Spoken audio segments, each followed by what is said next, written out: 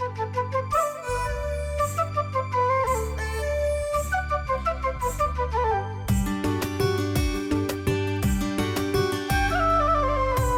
यो बदल्नु छ, सुरु गरौँ आफैबाट।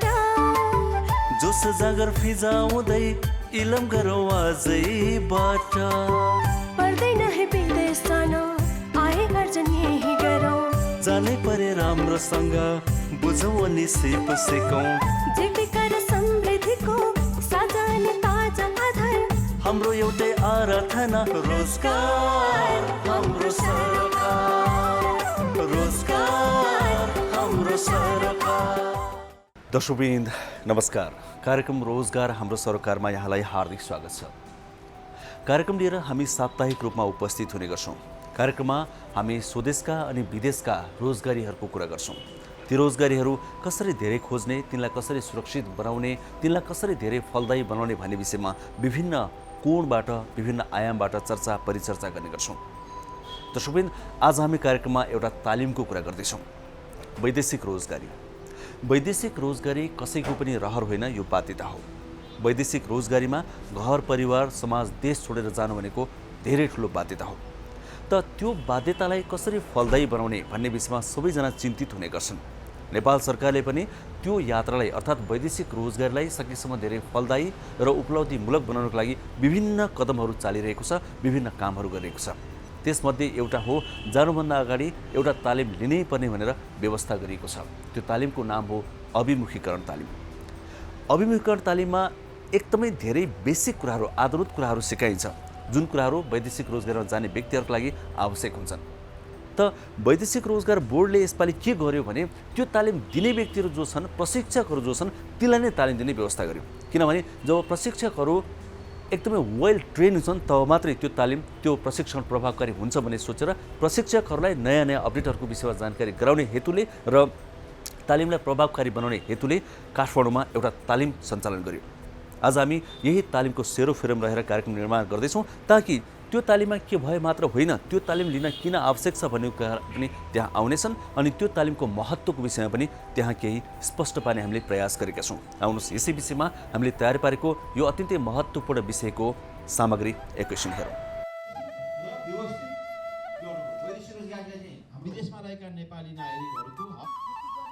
गएको साता काठमाडौँको एउटा हलमा देशभरिका 210 जना अभिमुखीकरण तालिम दिने प्रशिक्षकहरूलाई नै तालिम दिइयो।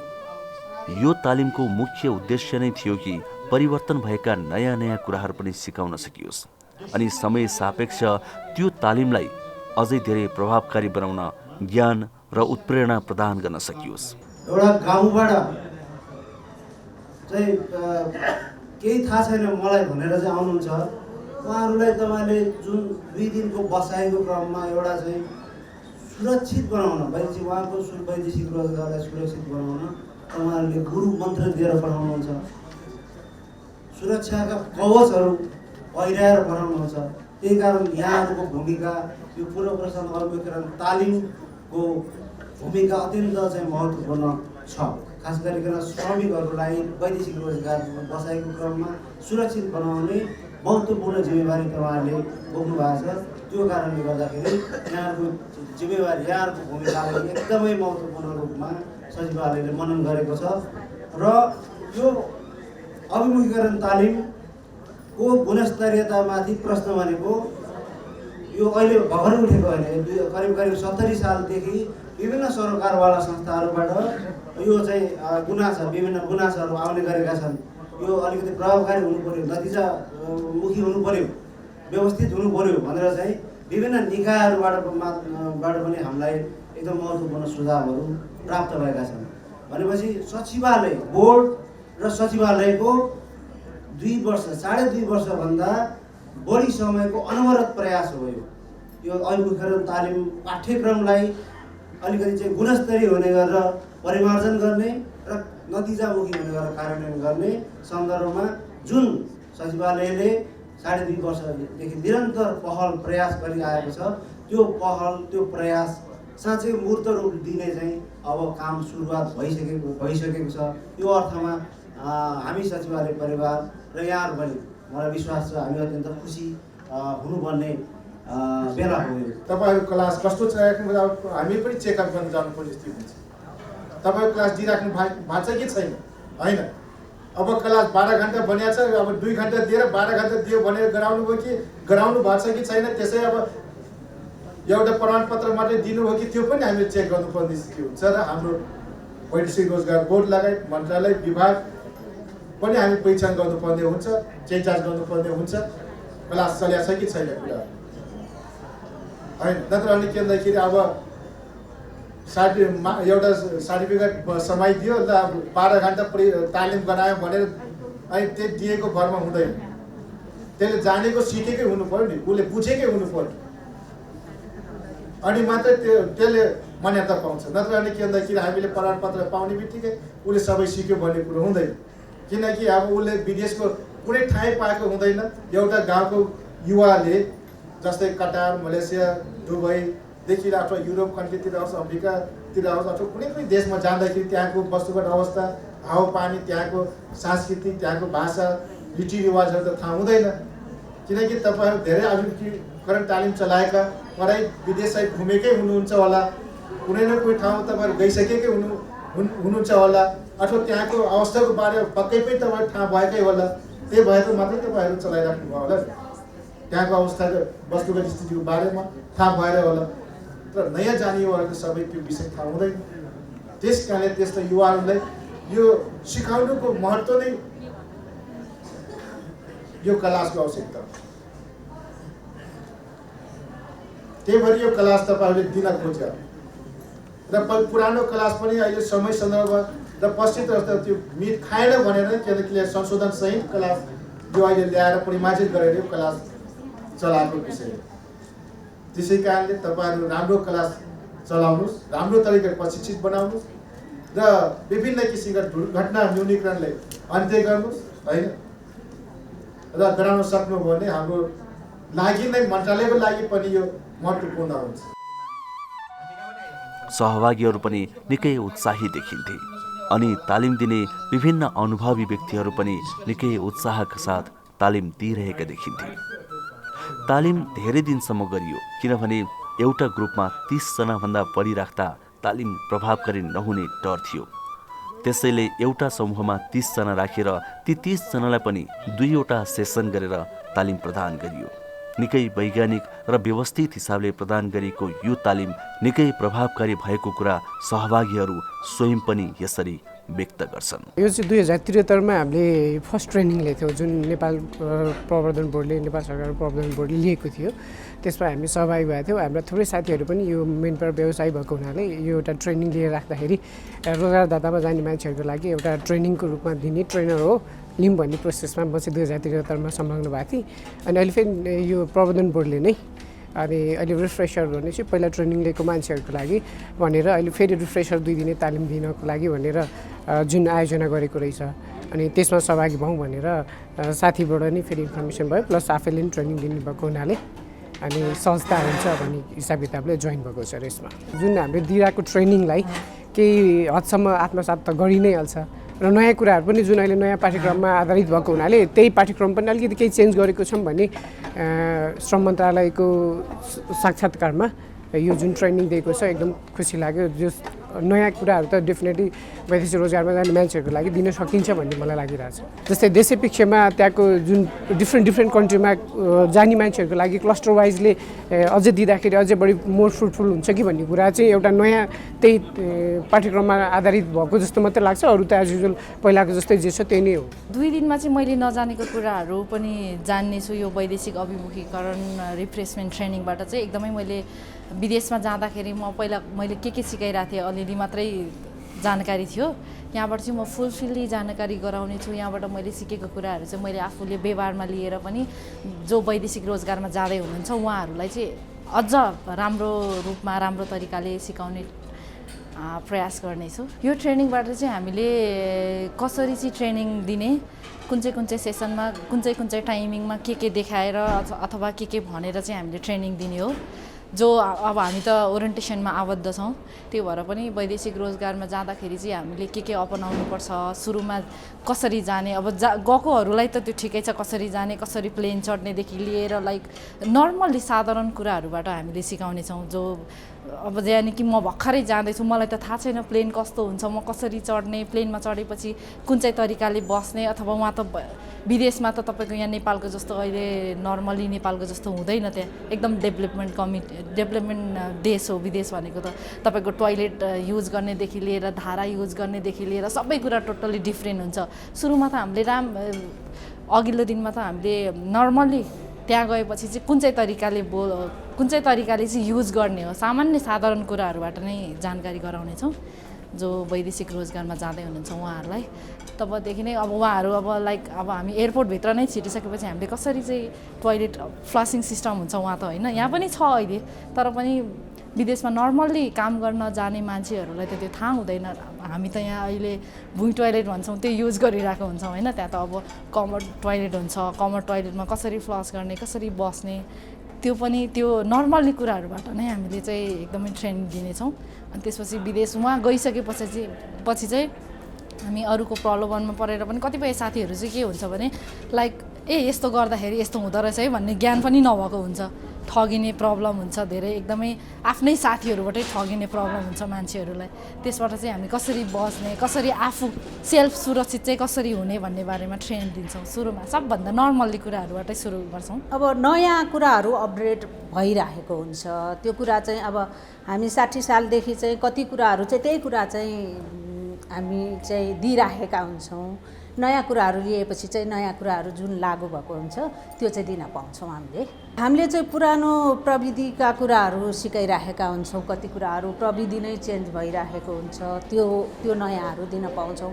अर्को कुरा के छ भनेदेखि अब हामीले चाहिँ एयरपोर्टको सिनदेखि लिएर के कुरा लैजान हुने, के कुरा लैजान नहुने, पहिलाभन्दा अहिले त धेरै चेन्ज भएको छ नि, त्यो कुराहरू चाहिँ हामीले दिन पाएका छौँ। अब वहाँ गएर गर्नुहुने गर्न नहुने कुराहरू र एयरपोर्ट नै पनि स्ट्रक्चरै पनि चेन्ज भइराखेको छ है। अब कसरी जाने, के गर्ने, यस्ता कुराहरू चाहिँ केही कुराहरू नयाँ छन्, जुन नियमका कुराहरू ऐनका कुराहरू पनि नयाँ बनेको छ, नयाँ कुराहरू चाहिँ हामीले पाएका छौँ यसमा। बिचमा त 1 साल कोभिडले गर्दा अलि घरैमा क्लास सबै बन्द थियो, अलि जति कुरा अनुभव थियो यस बिचमा अलि भएको थियो, त्यो यो रिफ्रेस पुनर्जीवित पनि भयो र नयाँ पाठ्य पुस्तक आएको छ, त्यस सम्बन्धी पनि अलि जानकारी भयो। अहिले पहिलाको क्लास बढी के अरे त्यो मुखैबाट हैन गर्नुहुन्थ्यो, तर अहिले भिजुअली गरिदिएको छ। 60%ले भिजुअली देखाएर, फोटोसोटो देखाएर अब कसरी हामीहरू जाने, कसरी एयरपोर्टमा जाने हो, विदेशमा के कस्तो गर्नुपर्छ, भिजुअली त्यसलाई देखाएर हामीहरू त्यसलाई वर्णन गरेर सम्झाउने पाउँछु भनेर यो नयाँ कुराहरू बुझ्यो यो क्लासबाट। अब खास गरेर मान्छेहरू उताको प्रायःजसो 75% मान्छे पढे लेखेको हुँदैन। 2 नम्बर प्रदेशको, म 2 नम्बर प्रदेश धनुषाबाट, त्यही भएर धेरै कुरा जसो के गर्छ, मान्छे जति पैसा कमाएको हुन्छ नि व्यर्थमा त्यतिकै बिताइहाल्छ। अब घर परिवारबाट 5 साल 10 साल दुःख गरेर विदेशमा कमाएको पैसा यो सबै कुरा लगायत विदेशमा के हुन्छ भने गएको मान्छे एउटा त पैसा र अर्को बर्बाद गरिदिन्छ पछि, र अर्को कुरो उहाँको छोराछोरी त्यति एजुकेटेड नभएर अलि बिग्रिया जस्तो हुन्छ गाउँघरमा। त्यही भएर सबै कुरा एउटा व्यवहारिक पनि ज्ञान दिन्छौँ हामीहरू। एयरपोर्टमा कसरी जाने हो, विदेशको कल्चरल धर्म सबै फरक छ, त्यो सबै सम्बन्धी उहाँको स्वास्थ्य शारीरिक त्यो विषयवस्तु छ, सबैको जानकारी गराउँछु। कुनै पनि तालिम प्रभावकारी हुन त्यसमा व्यवहारिक ज्ञानहरू सकेसम्म धेरै प्रदान गरिनुपर्छ। यो कुरालाई मध्यनजर गर्दै तालिम दिने अर्थात् प्रशिक्षकहरू निकै अनुभवी व्यक्तिहरू छनौट गरिएको थियो। प्रशिक्षकहरूको नजरमा चाहिँ यो तालिम कस्तो भयो त, उहाँहरू के सोच्नुहुन्छ, के भन्नुहुन्छ, हामीले यो पनि बुझ्ने र यहाँ प्रस्तुत गर्ने प्रयास गर्यौँ। सबैभन्दा ठुलो कुरो त वैदेशिक रोजगारमा जानेहरूलाई जुन पढाउने पूर्व प्रस्थान अभिमुखीकरण तालिम दिने साथीहरू हुनुहुन्छ उहाँहरूलाई एकदमै धेरै अपडेटेड जानकारीको जरुरी हुन्छ। यो तालिमले मलाई लाग्छ उहाँहरूलाई त्यो अपडेटेड जानकारी दिने काम गर्यो। पहिलो दिनको तालिमको सिलसिलामा वैदेशिक रोजगारको क्षेत्रमा देशभित्र भएका विभिन्न महत्त्वपूर्ण चाहिँ नीतिगत परिवर्तनका कुराहरूको बारेमा उहाँहरूले जानकारी प्राप्त गर्ने अवसर प्राप्त गर्नुभयो। वैदेशिक रोजगार विभाग मार्फत, वैदेशिक रोजगार बोर्ड मार्फत, यसै गरी परराष्ट्र मन्त्रालय मार्फत र श्रम तथा रोजगार मन्त्रालय मार्फत लगायत यो खालको जानकारीले उहाँहरूलाई पछिल्लो समयमा नेपालको चाहिँ यो वैदेशिक रोजगारको क्षेत्रमा ओभरअल के खालको परिवर्तन भएको छ नीतिगत भन्ने कुराको चाहिँ अपडेट लिने अवसर प्राप्त भयो भन्ने लाग्छ। र दोस्रो दिन चाहिँ उहाँहरूले अब नयाँ पाठ्यक्रम जुन लागू हुन गइरहेको छ, नयाँ पाठ्यक्रम एकदम बृहत हिसाबले तयार पारिएको छ। त्यहाँ पछिल्लो समयमा देखिएका समस्याहरू मुख्य गरेर वैदेशिक रोजगारीका क्रममा मान्छेहरूले आत्महत्या गरिरहेका छन्, वैदेशिक रोजगारीमा वर्क प्लेसमा चाहिँ जुन खालका दुर्घटनाहरू भइरहेछन् त्यसलाई कसरी न्यूनीकरण गर्ने भने जस्ता जुन सामग्रीहरू चाहिँ समेटिएको छ त्यो विषयमा ती सबै कुराहरूका बारेमा उहाँहरूले जानकारी प्राप्त गर्ने अवसर प्राप्त गर्नुभयो। उहाँहरूमा जानकारी प्राप्त हुनु, उहाँहरूमा त्यो जानकारी पुग्नु भनेको चाहिँ उहाँहरू मार्फत अब वैदेशिक रोजगारीमा जान तयार परेका ठिक्क परेका मान्छेहरूका बिचमा त्यो जानकारी पुग्नु हो। त्यसले गर्दाखेरि मलाई लाग्छ यो 2 दिनको अवसरमा जो प्रशिक्षक साथीहरूले यो खालको जानकारी प्राप्त गर्नुभएको छ त्यसले हाम्रो समग्र वैदेशिक रोजगारलाई सुरक्षित बनाउनका लागि र वैदेशिक रोजगारीमा जाने जो मान्छेहरू छन् उनीहरूलाई वेल इन्फर्म गर्नका लागि चाहिँ यो तालिम एकदमै महत्त्वपूर्ण भयो भन्ने मलाई लाग्छ। हजुर, यसरी 1 हप्तासम्म लगाएर यो तालिम सम्पन्न गरियो। प्रशिक्षार्थीहरू अनि प्रशिक्षकहरू दुवै तर्फबाट निकै राम्रो प्रतिक्रिया आयो। खासमा यो तालिम के उद्देश्यले सञ्चालन गरिएको थियो, यो तालिम सञ्चालन गरेपछि सञ्चालक संस्थाका व्यक्तिहरूको अनुभव के छ, के सोचे जस्तै उपलब्धिमूलक भयो त्यो तालिम, यसले भविष्यमा राम्रै प्रभाव पार्छ त, वैदेशिक रोजगारीको यात्रालाई सुरक्षित, मर्यादित, व्यवस्थित र फलदायी बनाउन के यो लाभदायक हुन्छ त, के छ त यसमा अनुभव, हामीले आधिकारिक व्यक्तिहरूसँग पनि बुझ्ने प्रयास गर्यौँ। उहाँहरू यसरी आफ्ना उत्तर दिनुहुन्छ। बोर्ड सचिवालयले चाहिँ यो पूर्व प्रस्थान अभिमुखीकरण तालिम दिने प्रशिक्षकहरूलाई चाहिँ धेरै लामो समयदेखि हामी ग्याप थियौँ, उहाँहरूलाई चाहिँ रिफ्रेस गर्न पाएका थिएनौँ र हाम्रो विभिन्न बिचमा रहेर धेरै लामो समयदेखि पाठ्यक्रम पनि एउटै पाठ्यक्रम बनिरहेको थियो। अनि त्यसमा परिमार्जनका कुराहरू धेरै उठे। हामीलाई विभिन्न संवैधानिक निकायहरूबाट भयो, अख्तियारबाट भयो, हाम्रो मानव अधिकार आयोगबाट भयो, सबैतिरबाट किन यो समय सापेक्ष हुन सकेन, किन यो चाहिँ वस्तुनिष्ठ सैद्धान्तिक मात्रै भयो, यसलाई किन हामीले चाहिँ प्र्याक्टिकल रूपमा लान सकेनौँ, थोरै अवधिमा धेरै मेसेज हामीले किन दिन सकेनौँ भन्ने क्वेसनहरू उठेको हुँदाखेरि हामीले चाहिँ अहिले यो पाठ्यक्रमलाई बोर्डबाट स्वीकृति गरिसकेका छौँ।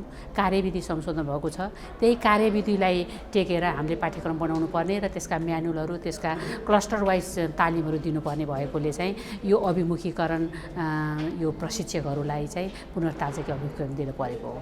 यो चाहिँ हामी देशैभरिको हो, हामीले सेन्ट्रल लेभलमा यहाँ काठमाडौँमा मात्रै गरेका छौँ। 220 जना सहभागीहरू यहाँ सहभागी हुनुभएको छ। यहाँ उहाँहरूलाई चाहिँ हामीले 16 गतेदेखिबाट 22 गतेसम्म विभिन्न चरणमा 2 दिनको विभिन्न चरणमा चाहिँ 6वटा समूहमा हामीले यो तालिम आयोजना गरिरहेका छौँ।